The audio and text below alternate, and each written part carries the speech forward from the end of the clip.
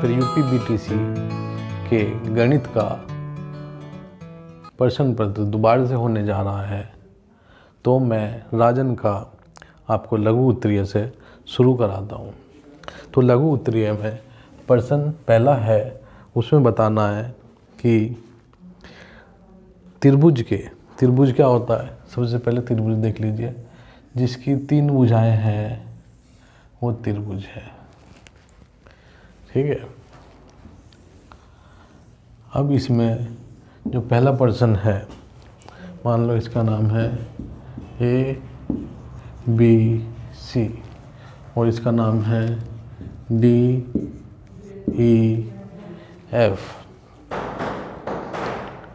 तो हमें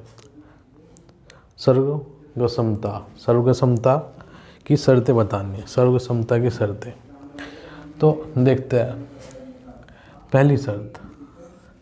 पहली शर्त यह है कि इसकी ये भुजा, ये 3 भुजाएं हैं, तो इसकी अगर एक भुजा, तीनों भुजाएं, या तो तीनों भुजाएं समान हो जाए, मतलब कि जो हो गया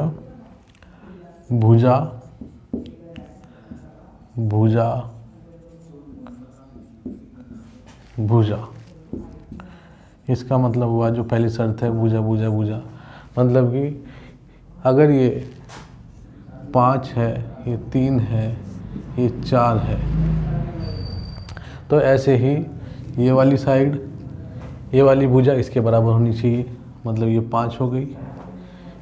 ये वाली भुजा इसके बराबर है 4 और ये वाली भुजा इसके बराबर है 3।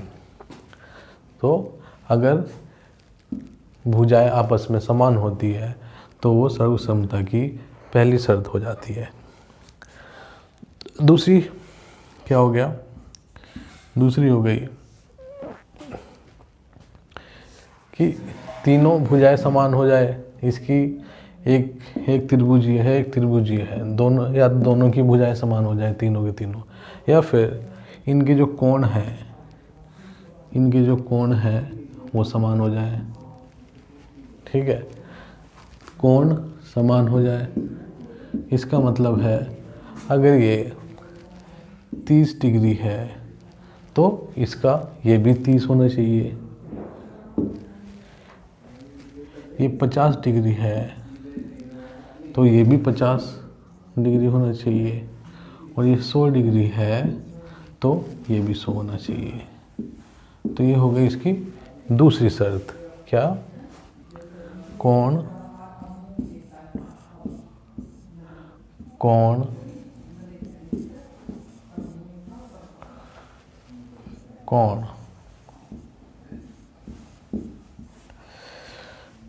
तीसरी शर्त क्या कहती है?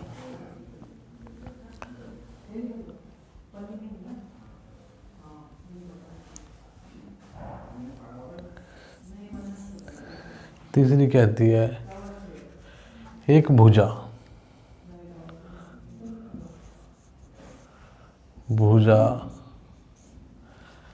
कोण और भुजा, मतलब ये 5 हो गई तो दूसरे वाले त्रिभुज की भी एक साइड 5 होनी चाहिए। ये 3 हो गई तो ये भी 3 होना चाहिए। ठीक है, और जो इन दोनों भुजाओं के बीच का कोण है वो भी समान होना चाहिए। तो इस तरह से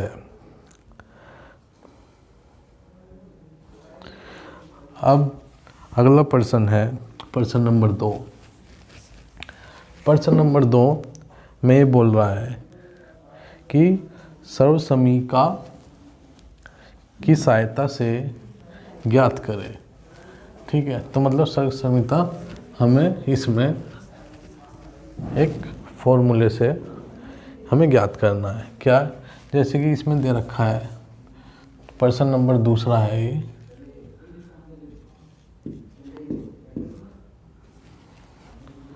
ठीक है, प्रश्न नंबर 2 जिसमें हमें 5 598 का स्क्वायर करना है, तो सॉरी क्यूब करना है, ठीक है। 598 क्यूब करना। अब मैं आपको एक फॉर्मूला बता देता हूँ क्या है, कि अगर हमें a माइनस बी का क्यूब करना होता है तो हो जाता है a cube minus B cube minus 3ab a minus b, ठीक है। ये हमारा फॉर्मूला है, ये हमें इसमें लगाना है। इसको हम लिख सकते हैं 600 में से 2 गए, कितना हो गया 598, और हमें इसका क्यूब करना है, ठीक है। अगर हमें इसका क्यूब करना है 600 में से 2 गए, इसका क्यूब करना है, तो इसमें a का मान क्या हो गया, a का मान हो गया 600, यहाँ लिख देता हूँ मैं, a का मान हो गया 600 और b का मान हो गया 2, ठीक है। अगर हम इसको तुलना करें इसकी, ये फॉर्मूला जो मैंने बताया है, a माइनस बी का whole cube is equal to a cube minus B cube minus 3ab a minus b, ठीक है। तो इसका हम a हो गया इसमें 600 और b हो गया इसमें 2, तो अब इसकी वैल्यू रख देते हैं। तो 600 का क्यूब माइनस 2 का क्यूब माइनस 3 गुणा 600 गुणा 2 और फिर 600 माइन 2, तो हमने यहाँ पे a 600 के बराबर रख दिया और b रख दिया 2, ये 3 आ गया, a गुणा b गुणा, ठीक है। ये बीच में a b ये गुणा है बीच में, इसका मतलब गुणा होता है। तो इसे अब हम सॉल्व करते हैं। ये सॉल्व करने के लिए यहाँ पे हमने 600 का क्यूब किया, तो 6 चंग 36, 36 गुणा 6 कितना हो गया 216, 1 2 3 4 5 6, ठीक है। ये 2 जीरो थी, तो 2 3 6, तो 6 जीरो इसमें लग जाएगी, ठीक है। माइनस 2 का क्यूब कितना हो गया 8 गुणा 600 गुणा 2 और 598, ठीक है। अब इसे हम करते हैं 16, 1 2 3, इसमें से हम, अब कुछ बच्चे सोच रहे होंगे कि हमें इसमें से 8 घटाना है, ठीक है। हमें इसमें से 8 नहीं घटाना है, हमें यहाँ पे एक थ्योरम होती है बोर्डमास थ्योरम,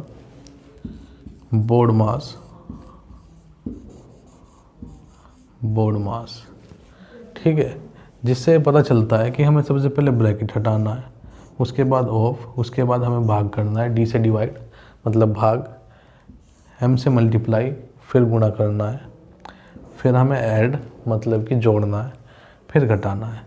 जिसको ये नहीं आता तो मेरी ऊपर दिए हुए आई बटन पे क्लिक करके बोर्डमास यहाँ से सीख सकता है। ये सिर्फ 5 मिनट की वीडियो है, आप इसे देख लोगे तो आपको पता चल जाएगा कि हमें पहले यहाँ पे गुणा करनी है। तो हम गुणा कर लेते हैं पहले।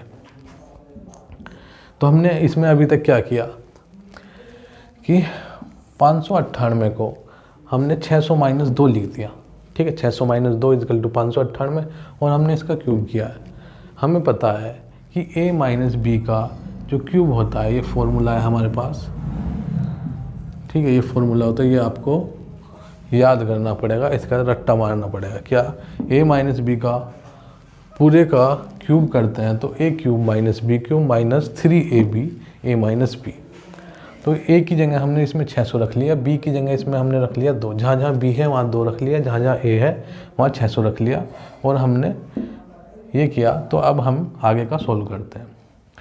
तो 6 8 48 गुणा 2, 8 दूनी 16, 96 और 2 0। तो ये हमने तीनों को गुणा कर लिया।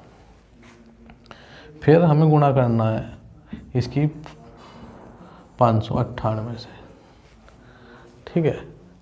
तो अब हम इसको यहाँ पे कर लेते हैं, एक छोटी सी जगह लेके इसको 598 को इसको गुणा कर लेते हैं। तो क्या आता है देखते हैं। हम करते हैं 9 6 2 0 की 5 9 8 से, या चलो 96 की गुणा 5 9 8 से करते हैं। तो 6 8 48, 4 72 76, 7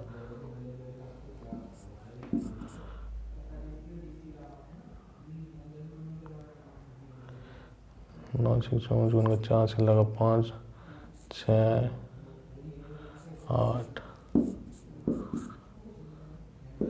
5 30 30 का 0 5 लगा 3 45 और 3 48। तो ये आ गया 8 10 4 7 5 और इसके बाद 2 0 थे तो हमने 2 0 यहाँ लगा दिए, ठीक है। तो ये आ गया कि अब हमें 2 1 6 0 0 0 0 0 0 में से घटाना कितना है 800 0 5 7 4 5 7 4। तो ये हमें घटाना है। घटाने के बाद क्या आएगा 0 0 2 9 5 2 0 1। तो ये हमारा उत्तर आ गया, ठीक है। मैं आपको फिर से समझा दे रहा हूँ ये क्या हुआ। हमने 600 को 598 को तोड़ लिया 600 - 2 में, इसका होल क्यूब किया, होल क्यूब। तो हमें पता है a - b का whole cube, a cube minus b cube minus 3ab और a - b, ये फॉर्मूला होता है। ये हमने इसमें लगाया, जिसमें कि a का मतलब 600 है, ये a है, b का मतलब 2 है, और ये हमने लगा के इसको सॉल्व किया। कैसे सॉल्व किया, बोर्ड मास को यूज़ करके। बोर्ड मास जिसको नहीं पता है वो हम मेरी वीडियो जाके देख सकता है, सिर्फ 5 मिनट की वीडियो है, बोर्ड मास के ऊपर मैंने बनाई हुई है सिर्फ आपके लिए, वो देख लीजिएगा और उससे पता चल जाएगा कि हमें पहले गुणा करना होता है घटाने से पहले। तो उसके बाद हमारा उत्तर ये आ गया। तो चलिए बढ़ते हैं अगले क्वेश्चन की तरफ। तो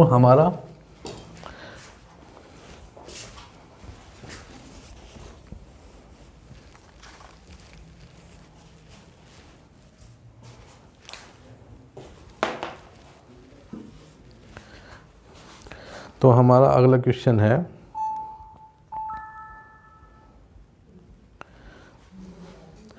98 का क्यूब करना है। अब इसी तरह से हमें 98 का क्यूब करना है। तो 98 का मतलब क्या होता है, 98 का मतलब होता है 100 में से 2 गए, ठीक है। तो 100 में से 2 जाने के बाद हमें उसका क्यूब करना है, जैसे हमने अभी किया है।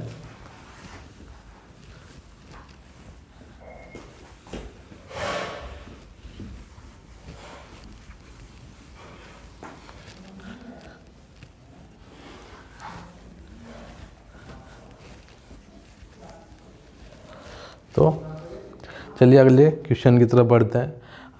ऐसे ही दूसरा अगला सवाल, इसका दूसरा पार्ट है, ये प्रश्न नंबर 2 का दूसरा पार्ट है।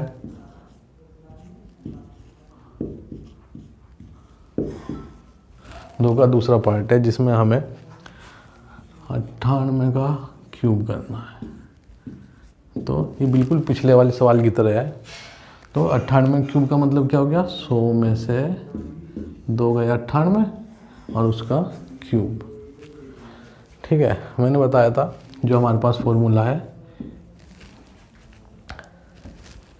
कि a - b का होल क्यूब होता है, क्या होता है मैंने अभी बताया था, A cube minus B cube minus 3ab A minus B. ये हमारा फॉर्मूला होता है A cube minus B cube का। ठीक है, ये हमें याद करना पड़ेगा, इसका रट्टा मारना पड़ेगा। तो इसका रट्टा मारने, अब ए हो गया इसमें, तो 100 क्या हो गया, 100 हो गया ए, और बी क्या हो गया इसमें 2। तो ए की जगह हमें 100 रखना है, बी की जगह 2 रखना है। तो यहाँ पे क्या है ए क्यूब, तो हम रख देंगे 100 का क्यूब, बी की जगह 2 माइनस 2 का क्यूब माइनस 3ab, मतलब माइनस 3 गुणा ए क्या है 100 गुणा 2, और ए माइनस बी मतलब 100 माइनस 2। तो हमने ए की जगह 100 रख लिया, बी की जगह रख लिया 2 इस फॉर्मूले में। वही हमने यहाँ पे फिर यूज़ किया बोर्ड मास। बोर्ड मास जिसको नहीं पता वो जाके मेरी पिछली वीडियो देख सकता है, सिर्फ 5 मिनट की वीडियो है, उससे पता चल जाएगा कि हमें पहले गुणा करना होता है घटा से पहले। तो 100 क्यूब ये हमने खोल दिया। तो अगर 2 जीरो है, हम उसका क्यूब कर रहे हैं, तो 2 3 6, तो 6 जीरो लग जाएगी। तो ये हो गया 1 के बाद 6 जीरो, माइनस 2 का क्यूब मतलब 2 गुणा 2 गुणा 2, तो कितना हो गया 8। तो हमने 2 की 3 बार गुणा कर दी, माइनस 3 गुणा 100 गुणा 2, और ये 100 में से 2 गए, कितने हो गया 98। ठीक है, अब आगे की तरफ बढ़ते हैं। तो हम इसे ऐसे लिख लेते हैं 6 जीरो के साथ, 6 जीरो माइनस 8 माइनस, इसे गुणा करने के बाद कितना आएगा 3 दूनी 6, 6 8 हासिल 4, 9 6 54, ये आएगा। ठीक है, 6 48 4 54, ठीक है, ये आएगा। तो अब हमें इसे सोल्व करना है। तो पहले ये भी माइनस का है, ये भी माइनस का है, तो ये जुड़ जाएगा। तो जुड़ने के बाद आएगा, इसमें से हमें घटाना है 5 8 8 0 8। ठीक है, ये घटाना है। तो इसे घटाने के बाद क्या आएगा, 0 में से 8 गए 2 9 1 1 4 0 1। तो ये हमारा उत्तर आ गया। ऐसे ही तीसरा भी ऐसे ही है, हमें करना है 9.9 का क्यूब। 9.9 का क्यूब, 9.9 का क्या मतलब होता है कि अगर हम 10 में से, अगर हम 10 में से घटा दें 0.1, 10 में से 0.1 घटा देंगे तो आ जाएगा 9.9। तो हमें पता चल गया 9.9 का हमें क्यूब करना है। तो इसका मतलब हो गया 10 में से हम घटा रहे हैं कितना, 0.1 घटाना है हमें इसमें से, और फॉर्मूला हमें वही लगाना है जो हमने अभी लगाया था। ठीक है, और हमें ऐसे ही निकालना है इसका उत्तर। मैं आपको जल्दी से इसको करके दिखा देता हूँ, ध्यान दीजिएगा। तो हमने क्या लगाया, a माइनस बी का होल क्यूब, जो कि होता है a cube minus B cube minus 3ab a minus b. ठीक है, ये फॉर्मूला है पिछले वाले सवाल की तरह। यहाँ पे a 10 के बराबर है और b 0.1 के बराबर है। तो मैंने ऐसे ही ये लिख दी।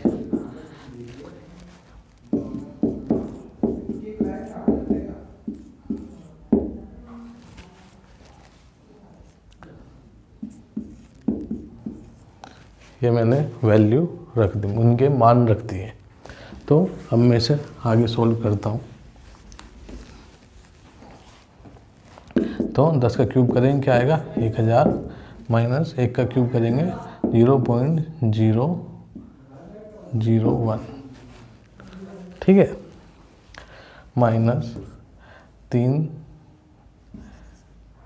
गुणा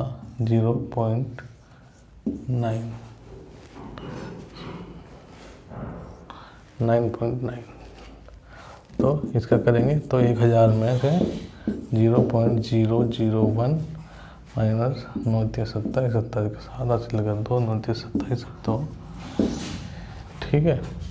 और ये दोनों माइनस के हैं, ये भी माइनस का, ये भी माइनस का, तो ये जुड़ जाएगा। दशमलव के नीचे दशमलव रखी और ये हमने इसको घटा दिया, तो कितना आया 8, 9, 6.29। तो हमें 1000 में से कितना घटाना है, 29.699। तो 1000 में से अगर हम ये घटाएंगे 29.699, तो ये कितना आया, 9 में से 1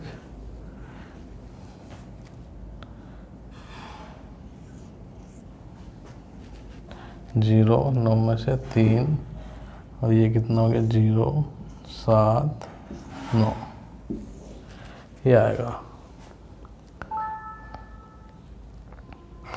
69.301।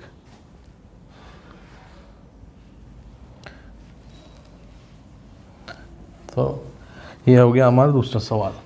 अब तीसरे सवाल की तरफ बढ़ते हैं, जिसमें वो दिए गए चित्र ABC, यहाँ पे एक चित्र दिया हुआ है।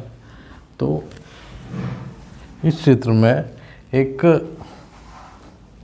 वर्ग है जिसके अंदर एक वृत्त है। तो एक वर्ग है, उसके अंदर एक वृत्त है, मतलब एक चाकोर है,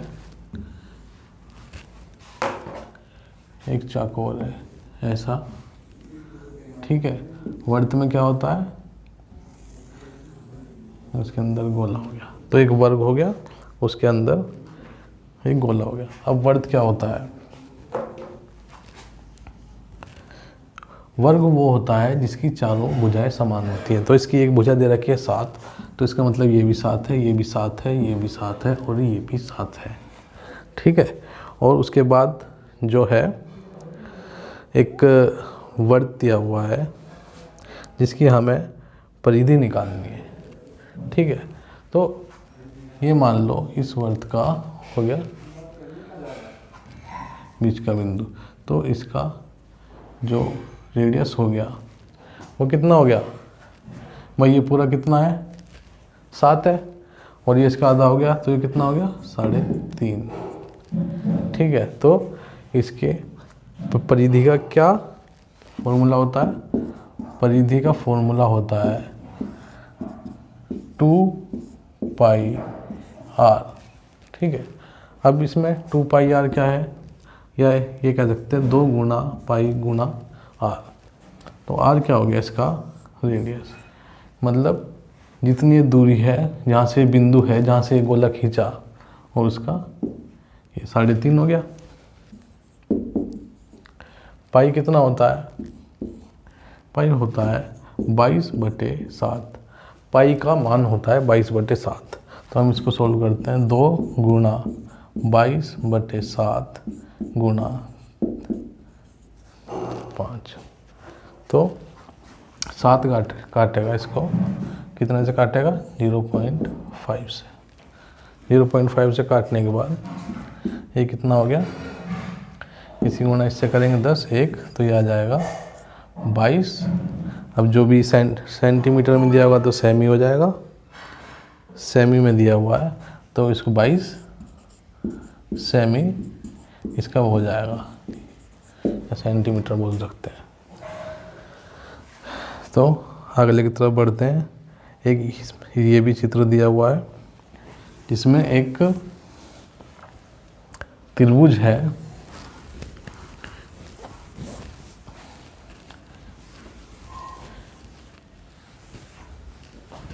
जिसमें एक त्रिभुज दिया गया है। ये ऐसा त्रिभुज है कुछ, ठीक है। और इसका जो दिया हुआ है ए बी सी और बीच में एक लाइन है ये डी ई। ए बी मध्य बिंदु डी से और ए सी ई पे, तो मध्य में है ये, मतलब बीच में है। अगर किसी, ये भी बीच में है, ये इस भुजा के बीच में है और ई इस भुजा के बीच में है। तो जब भुजा के बीच में होती है, ये भी भुजा के बीच में, तो इसका मतलब ये इससे समांतर है, ठीक है, ये इसका पैरेलल है। तो अब हमें क्या बताया गया है, यदि BC की माप 6 सेंटीमीटर है, तो BC हमने लिख लिया 6 है, ठीक है। तो DE की माप क्या होगी तथा BC और DE के संबंध क्या है, तो इसका माप क्या होगी।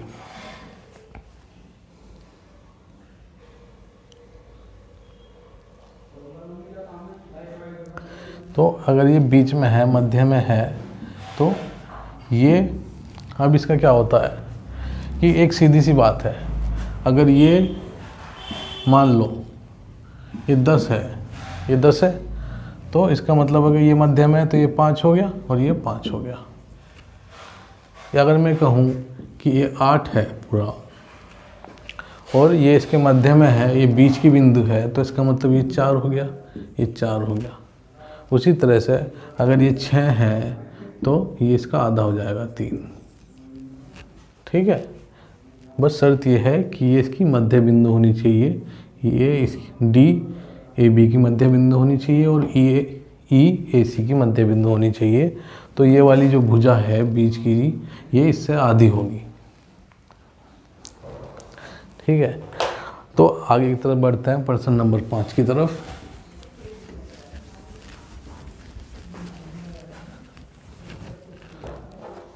प्रश्न नंबर 5, एक समबाहु त्रिभुज जिसकी ऊंचाई इतने सेंटीमीटर है, समबाहु त्रिभुज का क्षेत्रफल ज्ञात कीजिए।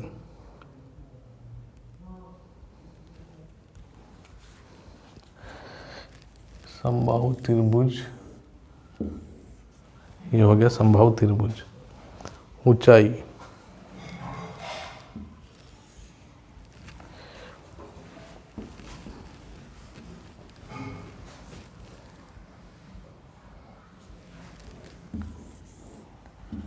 समबाहु त्रिभुज जिसकी ऊंचाई दी हुई है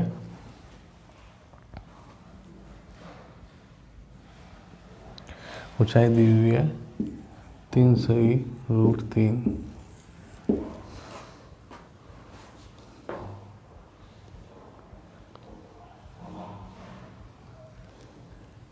काटते हैं इसको।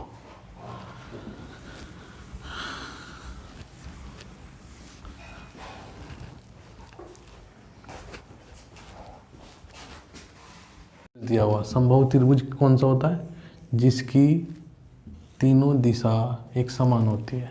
मतलब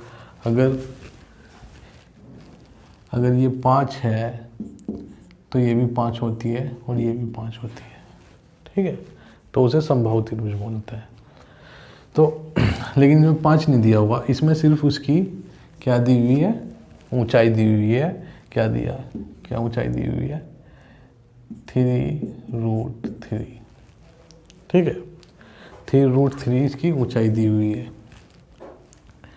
तो हमें इसका क्षेत्रफल बताना है। तो क्षेत्रफल बताने के लिए अब ये समबाहु है, जो इसका ऊंचाई होती है वो इसे लंबवत काटती है और 2 हिस्सों में काटती है। तो मतलब अगर ये x है, इसकी ये भुजा x है, तो ये वाली भी x होगी और ये वाली भी पूरी x होगी। क्यों? क्योंकि समबाहु त्रिभुज है, तीनों भुजाएं एक समान होती है। तो अगर ये पूरी x है और ये इसके बीच में से काटती है तो ये कितना हो गया, x/2 और ये भी हो गया x/2। ठीक है, अब इसमें हम पाइथागोरस थ्योरम लगाते हैं। पाइथागोरस थ्योरम के हिसाब से इस भुजा का स्क्वायर, x का स्क्वायर, ठीक है, हाइपोटेनस का स्क्वायर, लंब के स्क्वायर के और आधार के स्क्वायर के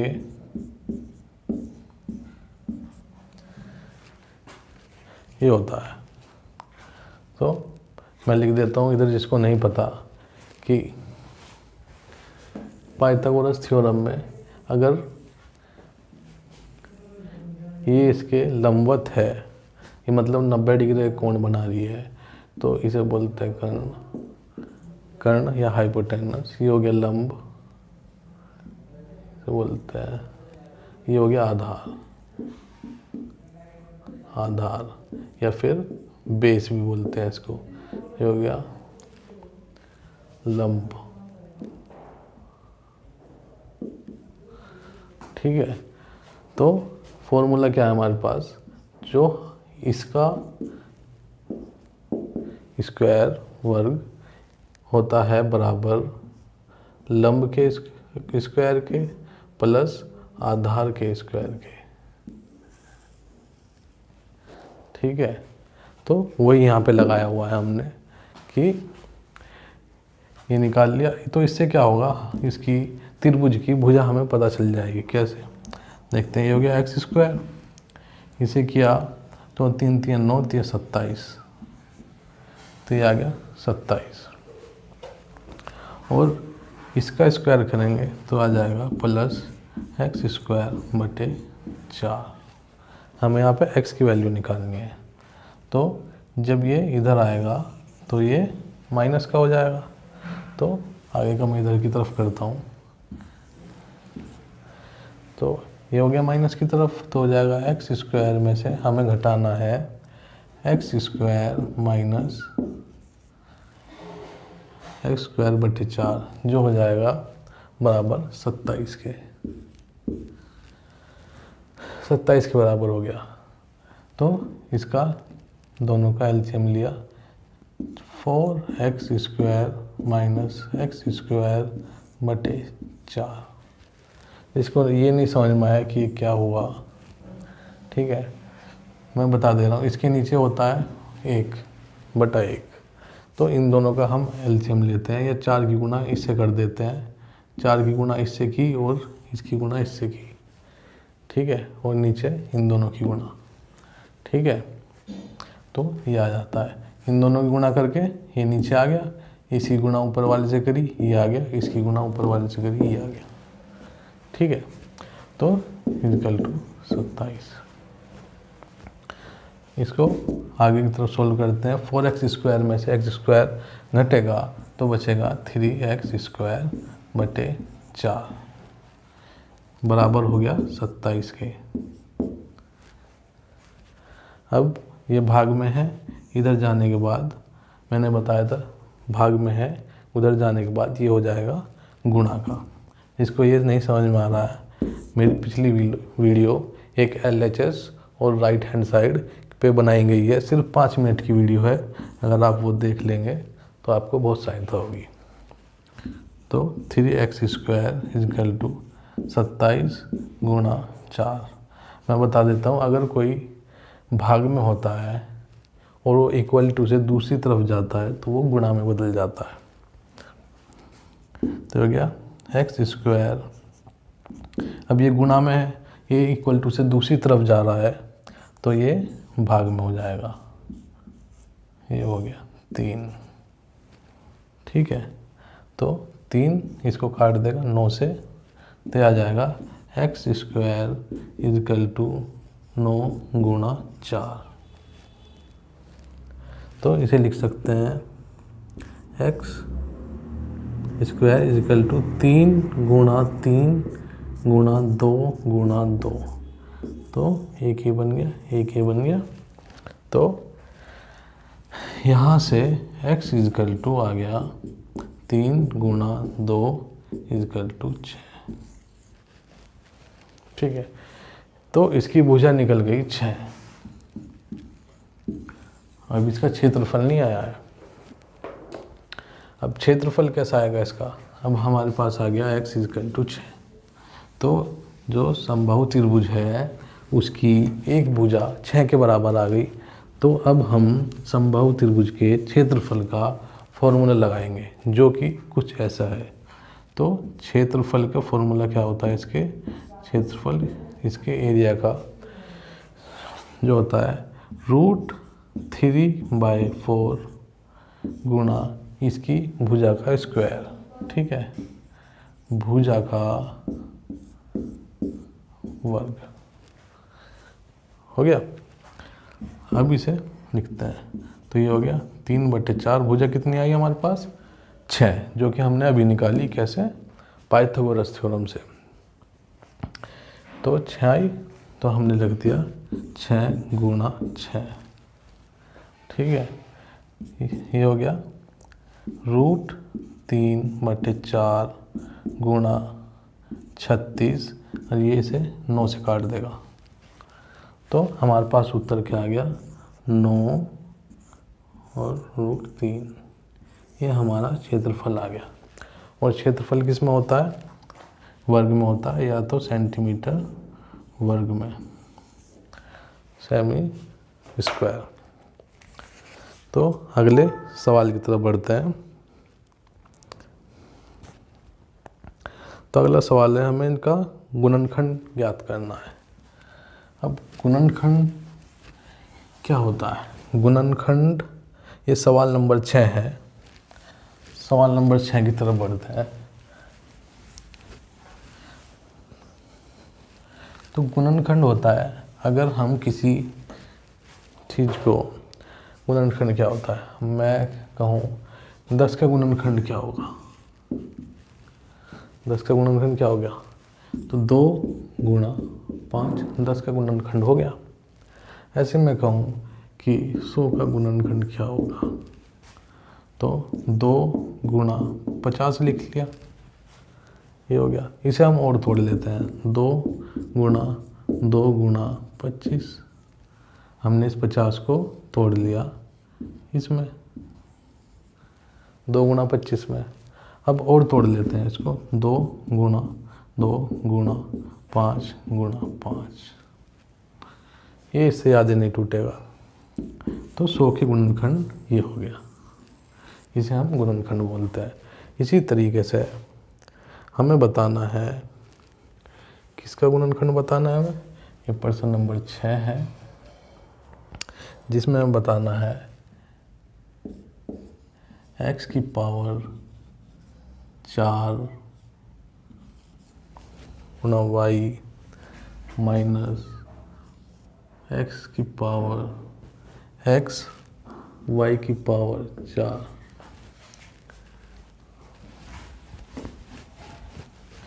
हमें इसकी बतानी है।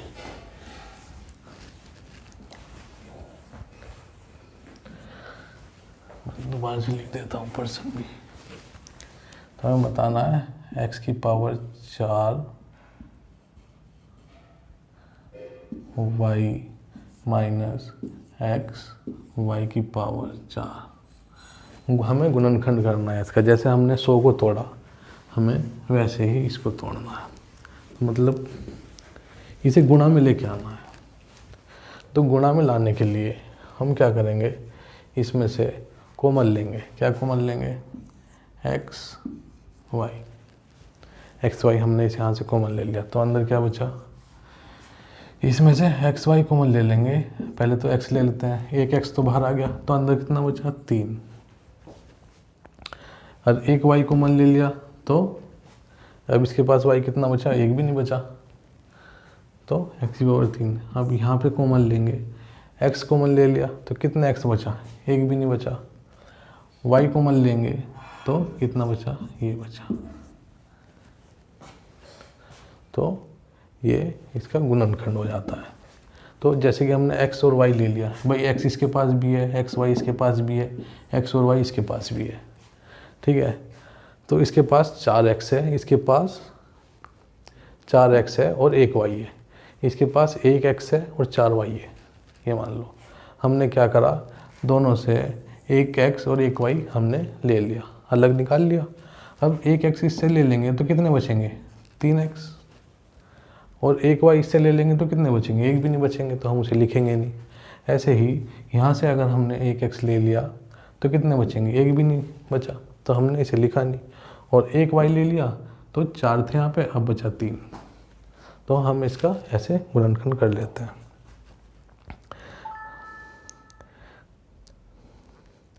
अब हमें क्या करना है, एक मान ज्ञात करना है प्रश्न नंबर 7 में।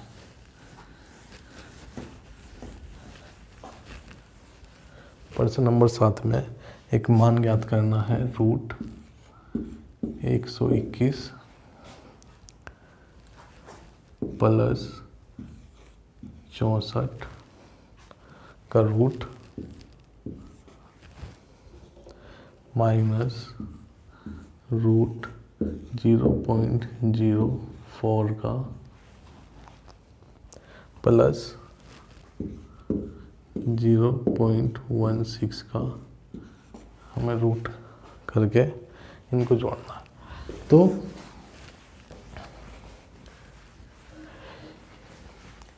इसे करने के लिए हमें रूट का ज्ञान, क्यूब रूट का ज्ञान होना चाहिए। तो जिसको रूट निकालना नहीं आता है वो मेरी वीडियो आई बटन पे जाके देख लें, ठीक है, क्योंकि उसके बिना ये सवाल नहीं होगा और उसके बिना पास होना बहुत मुश्किल हो जाएगा आपके लिए। तो जाइए और वो वीडियो देखिए, उसमें मैंने डिटेल में बताया हुआ है, ठीक है। आधे घंटे की 20 मिनट की वीडियो है, वो 20 मिनट की वीडियो है और आप उससे रूट निकालना सीख जाएंगे 100%। तो रूट 21, तो रूट में क्या करते हैं हम, 121 को हम लिख सकते हैं 11 गुना 11। रूट में हमें जोड़ा बनाना होता है। प्लस 64 को क्या लिख सकते हैं हम, 8 गुना 8, और 0.04 को लिख सकते हैं हम 0.2 गुना 0.2। 0.16 को लिख सकते हैं हम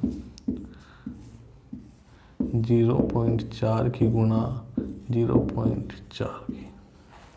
तो रूट निकालने के लिए हमें जोड़ा बनाना होता है। तो ये जोड़ा बन गया एक, तो इसे निकलो बाहर, ये ख़त्म हो गया।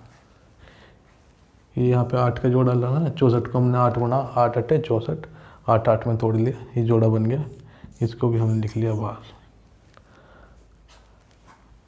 0.2 की गुणा करेंगे हम 2 बार, तो ये आएगा, आप करके देख लीजिएगा। तो 0.2 को हमने लिख लिया बाहर, इसका भी हमने एक जोड़ा बना लिया, बाहर लिख लिया। तो जोड़ा बनाओ और बाहर खुदा दो। प्लस ऐसे ही यहाँ पे आ गया 0.4। अब हमें यहाँ पे बोर्ड मास लगाना है, तो हमें पहले जोड़ लेना है। कितना हो गया ये, 19 माइनस 0.2 प्लस 0.4। तो पहले हम इन दोनों को जोड़ लेते हैं क्योंकि ये दोनों पॉजिटिव है। या 19 में से 0.2 घटाएंगे तो कितना आएगा, 19 में से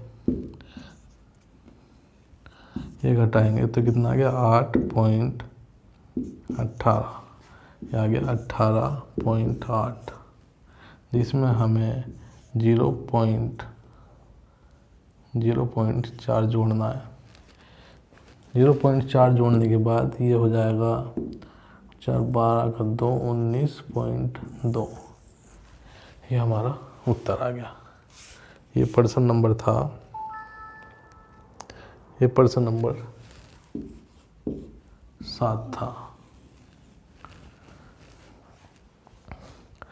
प्रश्न नंबर 8 की तरफ बढ़ते हैं, जिसमें बोल रहा है कि एक काम 30 मजदूर एक काम को 16 दिन में करते हैं, तो 12 मजदूर उस काम को कितने दिन में करेंगे। 16 मजदूर अगर 30 दिन में कर रहे हैं, तो अगर मजदूर कम हो गए 12, तो एक बात तो क्लियर है कि टाइम लगेगा ज़्यादा। और वो कितना ज़्यादा लगेगा, कैसे लगेगा, देखो इसका एक सिंपल सा तरीका होता है। क्या, हमें कुछ नहीं लिखना, हमें सिर्फ लिखना है जो सवाल में दिया हुआ है। क्या कि कितने मजदूर है, 30 मजदूर 16 दिन में। हमने लिख लिया 30 मजदूर काम करते हैं 16 दिन में, गुणा 16। ठीक है, ये आठवां है। 30 मजदूर 16 दिन में करते हैं, तो 12 मजदूर मान लो x दिन में करेंगे। ठीक है, 30 मजदूर 16 दिन में करते हैं, तो 12 मजदूर x दिन में करेंगे। हमने ये लिख लिया, सिर्फ हमें इसमें x की वैल्यू निकालनी है और ये आपका सवाल हो जाएगा। अब x की वैल्यू कैसे निकालनी है, देखो 30 गुणा 16, ये 12 इज इक्वल टू से इधर की तरफ आएगा, और ये गुणा में है, ये x के साथ गुणा में है, तो इधर आके भाग में हो जाएगा, तो बटे 12 इज इक्वल टू हो गया x। ठीक है, 4 से काट लेते हैं, 4 दिया 4 चौक 3, ये कट गया 2.5 से, तो x हो गया 40 के बराबर। तो इसका मतलब ये हुआ कि 12 मजदूर उस काम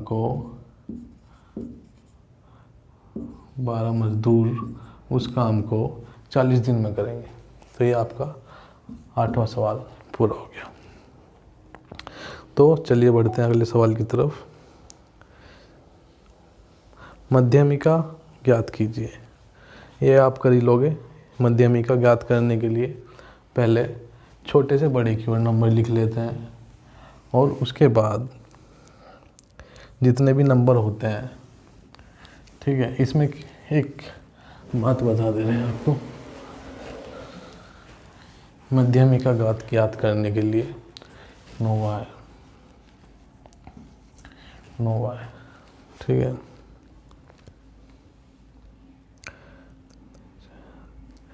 अगर मैं कहूँ कि 2, 8, 7, 5, 3, 3, 2, 5, एक बार लिख देता हूँ, 4, 3, 9 लिख दे रहा हूँ। तो मध्यमिका ज्ञात करने के लिए सबसे पहले तो इसे क्रमबद्ध लिख लीजिए, छोटे से बड़े की ओर। तो मैंने लिख लिया 2, 3, 5, 7, 8, 9। ठीक है, तो इन्हें गिन लेते हैं पहले। ये कितने हो गए, 1, 2, 3, 4, 5, 6, ये 6 नंबर है। तो हमें मध्यमिका ज्ञात करने के लिए 6/2 कर दिया, तो क्या आ गया, इसका मध्यमिका आ गया 3। ठीक है, अब अगर यही नंबर ज़्यादा हो जाए, 6 से ज़्यादा हो जाए, मैं लिख लेता हूँ, मान लो 8, 7, 11, 9, 5, 3, कोई लिख लेता हूँ 4, ये लिख लिया मैंने। छोटे से बड़ी की ओर 3, 4, 5, 7, 8, 9, 11, इन्हें गिनते हैं हम, कितने हो गए, 1, 2, 3, 4, 5, 6, 7। अब आ गया 7। 7 को 2 से भाग करना है। 7 को 2 से भाग करेंगे तो दशमलव में आएगा, तो हमें इसमें दशमलव में नहीं लाना है। अगर 7 आ रहा है और 2 से भाग नहीं हो रहा है, तो इसमें जोड़ दो 1। कितना हो गया, 8/2। तो ये कितना हो गया, 4। तो इसकी मध्यमिका होगी 4। इसको फॉर्मूले में इन्होंने बदला हुआ है आपकी किताब में। क्या, n का मतलब हो गया जितने ये नंबर है, जितने हमने गिने थे कितने थे 7, तो n तो हो गया 7 और एक और जोड़ दिया, क्यों? क्योंकि 7 नहीं घट सकता सम विषम नंबर के हिसाब से, और बटे 2। ठीक है, ये हमारा फॉर्मूला किताब में दिया हुआ है। तो इसी तरीके से ये सवाल किया गया है, जो कि है 4 5 7 10 11 12 15 16। मैं इसे करके दिखा दे रहा हूँ।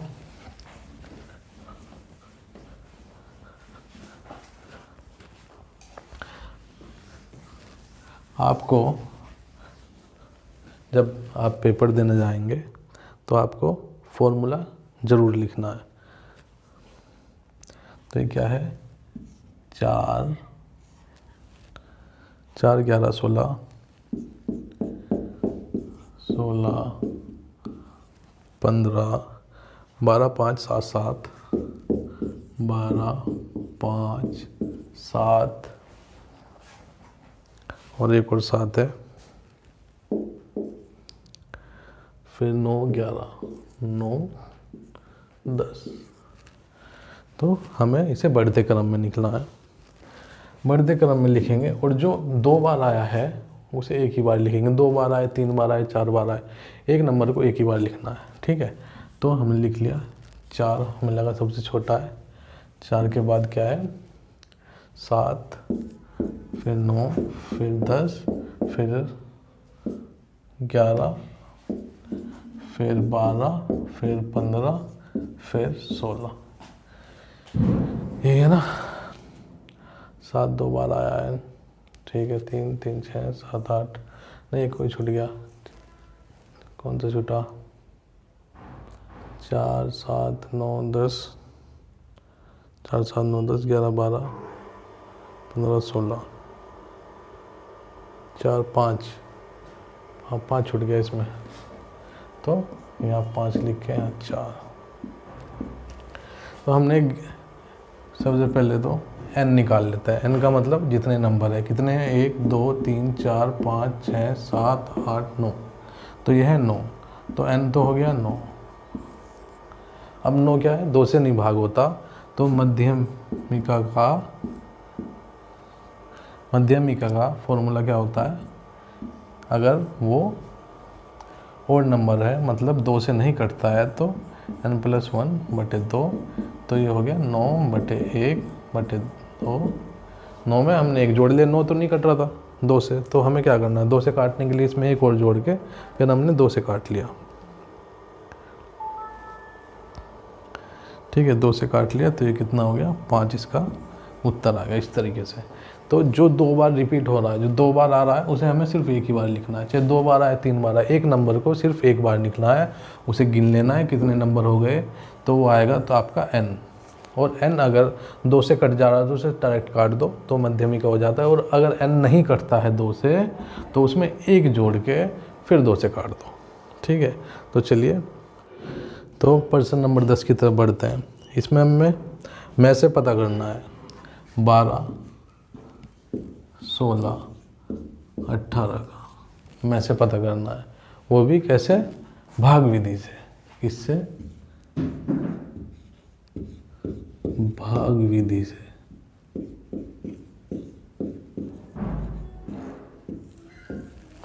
भाग विधि से। अब भाग विधि कैसे कार्य करती है? हमें कोई भी 2 नंबर उठा लेने हैं। मान लो हमने उठा लिया 16 और 18, ये दोनों उठा लिए, तो बड़ा कौन सा है? 18। तो 18 को हम भाग करते हैं 16 से। 18 को भाग करते हैं 16 से, तो क्या आया? 16 एकम 16, शेष बच गया 2। अब शेष 2 बच गया। अब हमें क्या करना है? ये 16 उठा के यहाँ पे लेके आ जाना है। तो मतलब 16 को अब हमें भाग करना है 2 से, तो ये कितना? 8 पे ये पूरा कट गया। तो हमें पता चल गया 16 और 18 का 2 आ गया। 16 और 18 का में से 2 आ गया। अब हमें क्या करना है? इन दोनों का 2 आ गया। अब हमें 2 से भाग करनी है, जो हमने बचा, क्या बचा? 12। तो 12 को 2 से भाग करेंगे, तो क्या आया? 6।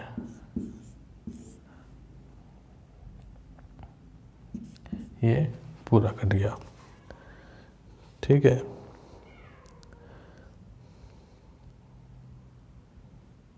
तो जो ये 2 है ये इन तीनों का में से आ गया, तो में से 12, 16, 18 का कितना हो गया? 2 हो गया। ये हमारा उत्तर है। ठीक है, समझ में आया? मैं एक एग्जांपल और करा देता हूँ आपको अपनी तरफ से। ठीक है, मान लो हमें पता करना है 35, 25 और 5 का। हमें 35, 25, 5 का में से पता करना है, वो भी किससे? भाग विधि से। तो हमने कोई भी 2 नंबर ले लिए। ठीक है, हम मान लो यही ले लेते हैं। ठीक है, हमने ये ले लिए। 35 बड़ा है तो इसे अंदर रखा, हमने भाग कर दिया 25 से। 25 पे 1 पे चलेगा, ये आ गया 25, शेष बचा 10। शेष बच गया 10। अब हमें क्या करना है? ये वाला 25 यहाँ पे उतार लेना है, इस डंडे के नीचे। ये उतार लिया हमने 25। ठीक है, 10 से भाग करेंगे, 2 पे चलेगा, तो ये कितना आएगा? 20। फिर आ गया 5। हमें जब तक करना है जब तक ये पूरी तरह से कट ना जाए। अब 5 को, अब ये वाला 20 यहाँ उतार लिया हमने नीचे। 20 ये कितने पे कट गया? 4 पे 20। ठीक है, तो 35 और 25 और 35 का में से आ गया 5। अब इन दोनों का निकल गया। अब इन दोनों का करते हैं। तो 5 से हम 5 को भाग करेंगे तो 1 पे 5 और ये पूरा कट जाएगा। तो इसका मतलब हुआ कि जो ये है 5 इन तीनों का में से आ गया, तो में से आ गया 5। तो जो आखिरी में काट देता है सबको वो में से हो जाता है। एक में से एक ऐसा नंबर होता है, मोटी भाषा में बता दूं, एक ऐसा मान होता है जो इन तीनों को काट दे, जो इन तीनों को काट दे। अब देखो 5 इसको भी काट देगा, 5 इसको भी भाग कर देगा और 5 इसको भी भाग कर देगा। मतलब ये 5 एकम 1 पे कट जाएगा, ये 5 पे 25, 5 पे कट जाएगा, ये 5 7 35। तो में से वो नंबर होता है जो उन्हीं दोनों को या तीनों को काट दे, जितने की नंबर की भी हम निकाल रहे हैं। तो चलिए अगले सवाल की तरफ बढ़ते हैं। तो अगला सवाल है हमारा 11वां सवाल, नहीं 12वां सवाल। वह बड़ी से बड़ी संख्या ज्ञात करो जो 21, 49 और इतने को पूर्णतः विभाजित करे। तो इसमें में से पता करना है, इसमें भी। तो में से होता है वो बड़ी से बड़ी संख्या जो इन तीनों को काट दे। ठीक है, अब जैसे कि मैं लिख दे रहा हूँ 4, 16, 32। ठीक है, तो इनका में से क्या हो जाएगा? अगर मैं कहूँ तो आप कहोगे कि 2, क्योंकि 2 इसको भी काट दे रहा है, इसको भी काट दे रहा है, इसको भी काट दे रहा है। ठीक है, मैं कहूँगा कि 2 हो गया। गलत, 2 इसका में से नहीं है, इसका में से है 4। क्यों? क्योंकि 4 2 से बड़ा है और 4 भी सभी को काट दे रहा है। तो ये काट देगा 1 पे, ये काट देगा 4 पे, ये काट देगा 8 पे। तो में से वो नंबर होता है जो उन तीनों को काट दे, और वो सबसे बड़ी से बड़ी संख्या होती है। मतलब कि 4 से बड़ा ऐसा कोई नंबर नहीं है जो इन तीनों को काट दे। ठीक है, तो 4 वो सबसे बड़ी संख्या है जो इन तीनों को काट दे, तो वो में से हो जाता है। इसके भाग विधि मैंने अभी आपको बताई। हमें जब तक काटना है जब तक वो शेष न उसमें बच न जाए, उसका शेष खत्म हो जाए। तो अब हमें 12वें की तरफ चलते हैं। तो 12वें में क्या है कि हमें वो बड़ी से बड़ी संख्या ज्ञात करो, इसमें दे रखा है वो बड़ी से बड़ी संख्या ज्ञात करो जो कि इसको और 15, 35 को पूरी तरह से काट दें। ठीक है, अब वही बात कह रहा है, वो बड़ी से बड़ी संख्या ज्ञात करो जो इसको भी और इसको भी काट दे। और ऐसी बड़ी से बड़ी संख्या क्या बोलते हैं? में से, मैंने अभी बताया, उसे बोलते हैं में से। और में से निकालने की एक तो हो गई भाग विधि। ठीक है, तो हम भाग विधि से निकाल ले सकते हैं। तो भाग विधि से अगर हम निकाल लें इसको, तो हमें दोनों में देखना बड़ा कौन सा है। बड़ा है 2000 हुआ 149, हमें भाग करना है 1535 से। 1535 से हमने इसको भाग किया और ये चलेगा 1 पे। ठीक है, 1 पे चलेगा तो हमने लिख दिया 1535। घटाया, घटाने के बाद क्या आया? 4, 1, 6, 614। तो अब हम क्या करते हैं, जब भाग बच जाता है, यहाँ पे शेष बच जाता है, तो हम इसे क्या करते हैं, ऐसे बना लेते हैं। ये बन गया और ये पूरा पूरा नीचे उतार लेते हैं। तो ये नीचे उतार लिया, ये आ गया 1535। ठीक है, तो ये 600 रुपये कितनी बार चलेगा? 2 पे चल जाएगा। ठीक है, 2 से उसे गुणा करी तो 8, 2, 6 दूनी 12, ये कितना हो गया? 7, 0, 307। फिर से शेष बच गया। अब हमें क्या करना है, फिर से इसको बनाओ ऐसे ही और इसको यहाँ उतार लो नीचे। ठीक है, हमने इसको उतारा 12, 28। ठीक है, अब 4 से गुणा करते हैं। 4 से गुणा करेंगे तो 12, 28 आएगा और ये पूर्णतः हट जाएगा। तो इन दोनों का वो बड़ी से बड़ी संख्या जो दोनों को काट दें वो हो गई 307, क्योंकि आखिरी बार इसी पे पाड़ा चला। तो भाग विधि से हमें पता चल गया कि ये इसका दोनों का में से 307 है।